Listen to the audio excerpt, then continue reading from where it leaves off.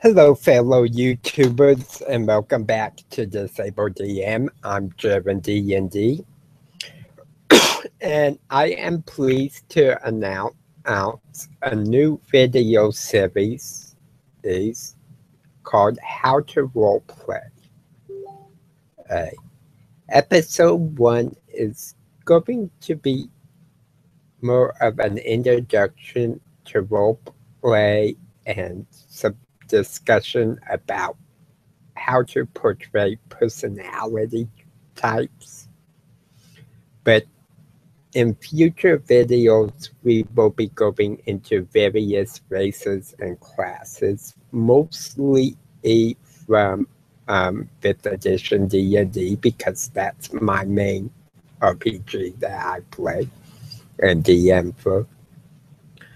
But we might include some other RPGs as I learn more about them. And get a chance to play and DM them and really get to understand how their races and classes and characters work.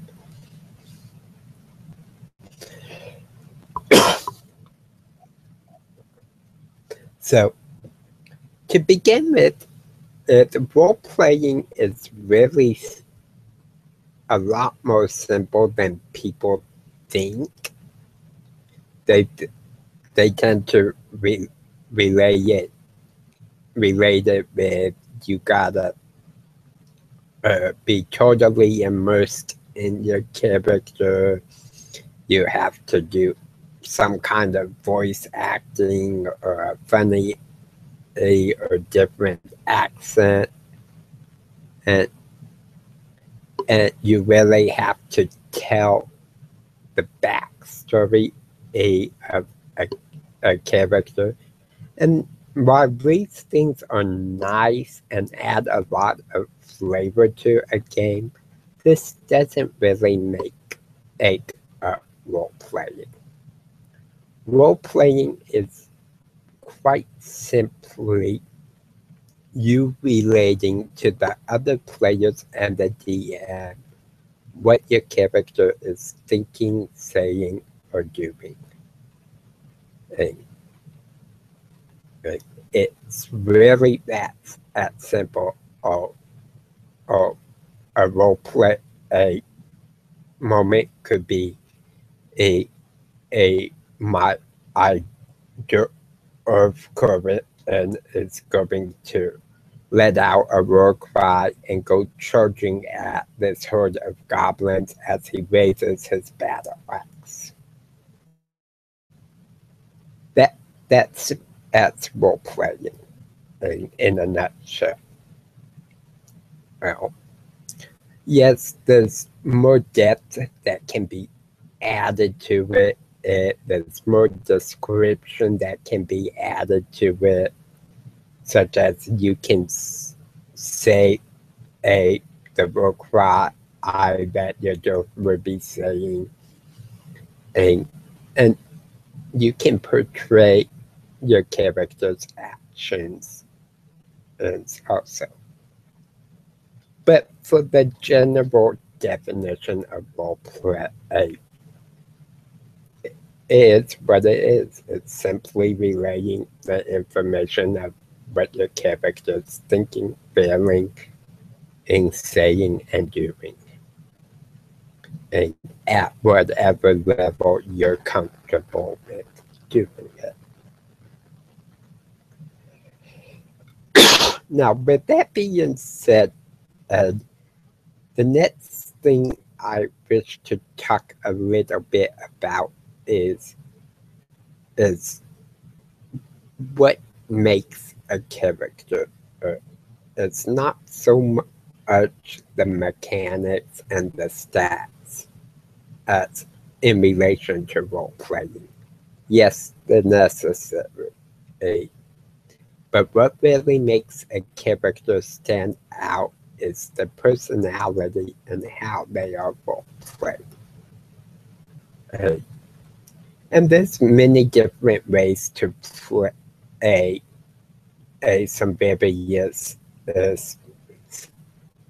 as personality traits, some of which we'll touch on in this video just to give some examples. So I am going to use the example of my gnome wizard Corfitz Landfic and his raven familiar Ebony. Now, Corfitz Landfic, most of the time when I play him, he is a mute and the raven does the talking for them. He wasn't born a mute, he knows how to speak. He simply chooses not to because of a tragedy in his past life that he is still working to overcome.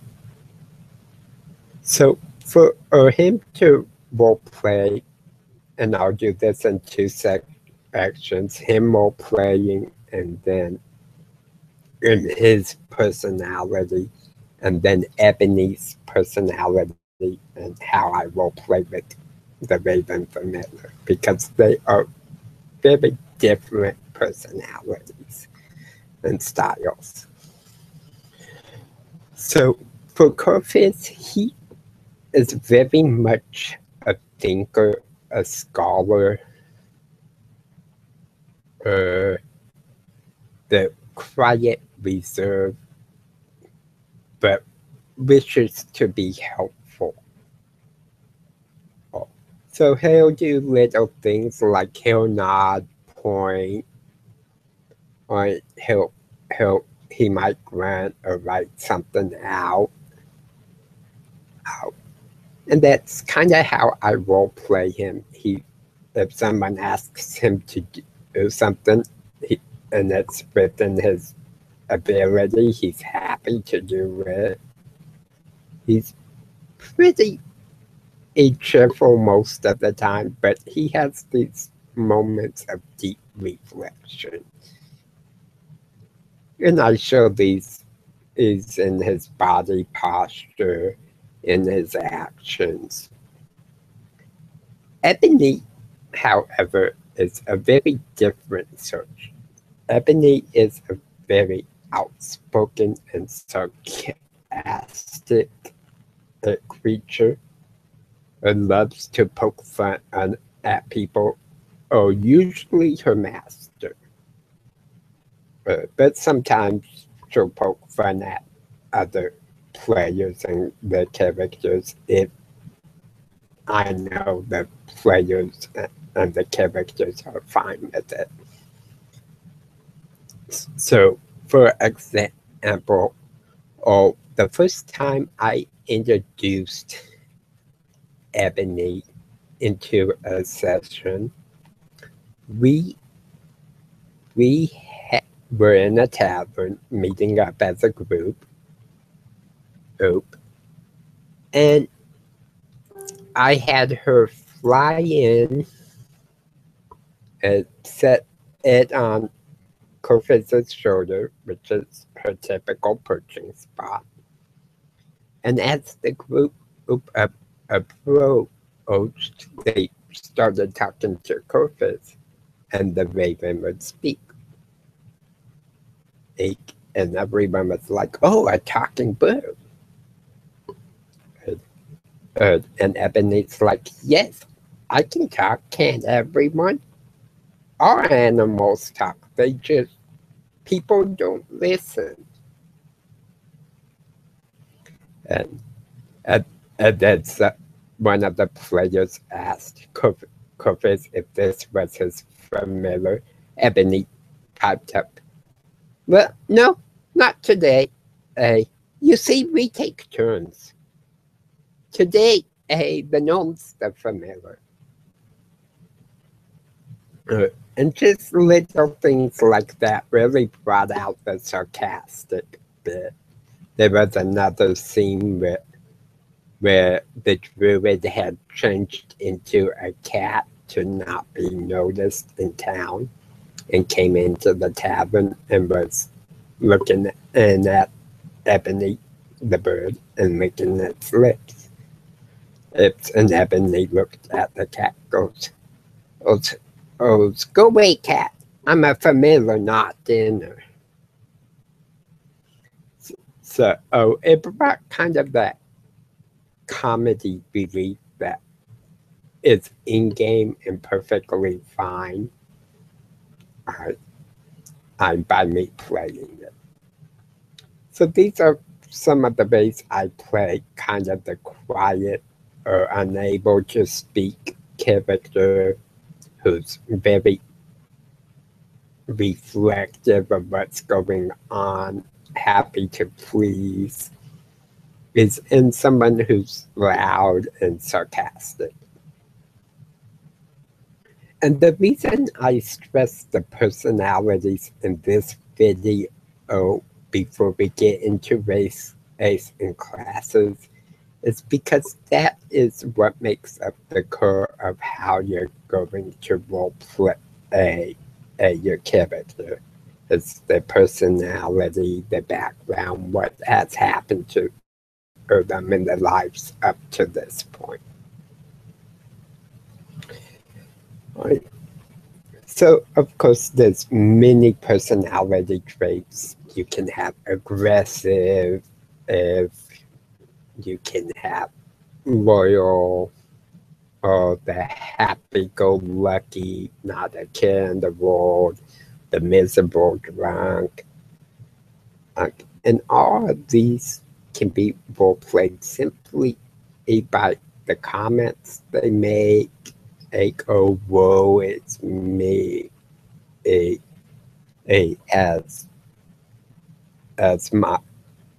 as Kane takes a drink of his wine and starts to sway in his story.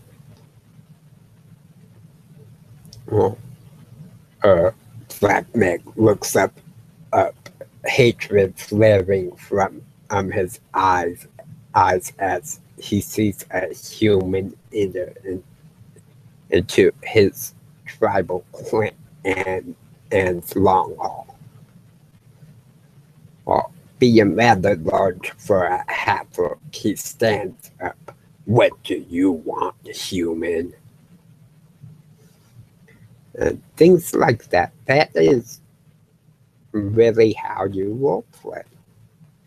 Yes, there are tendencies to react certain ways to situations based on your race and class, but that comes after the personalities and the background.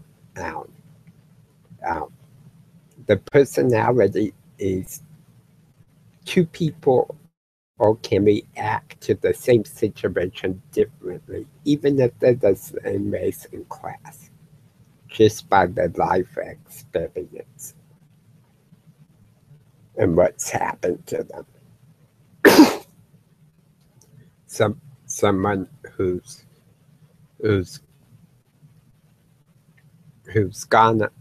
been in the horrors of war, for example, been on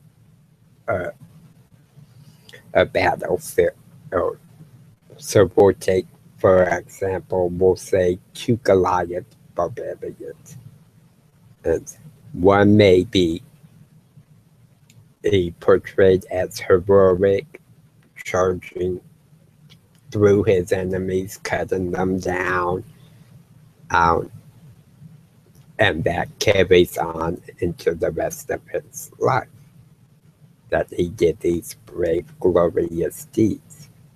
Whereas maybe another one got injured and was saved by an unknown that they consider a weakling.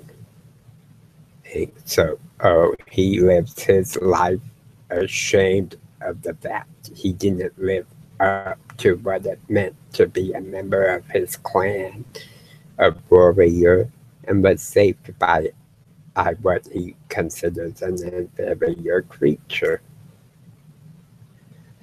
So this is kind of really simple or to understand, but so many people choose not to role play because they feel they don't know how. Now,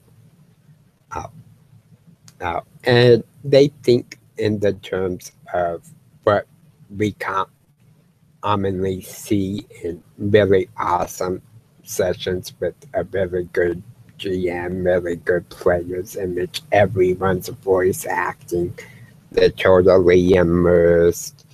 They get these just totally awesome descriptions and narrations. And that, don't get me wrong, that's wonderful. I love and crave that stuff. I can't get enough of sessions like that. But the role play really, to role play, it's much simpler. That all that stuff is just flavor or added onto the basic concept of role play. So in my next video, I will start reviewing some of the D&D bases and the general personalities that those races include. And then we'll go into classes.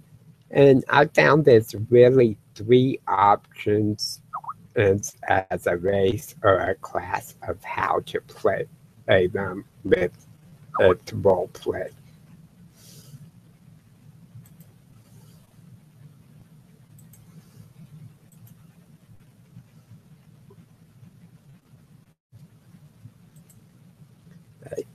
So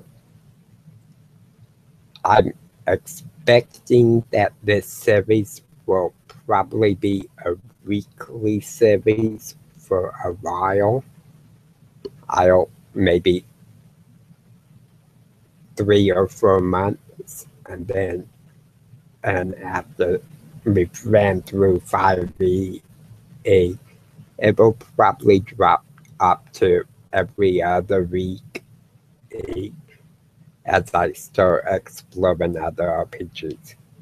So I hope this introduction has been informative and helpful to my viewers, and as always, may the dice roll in your favor.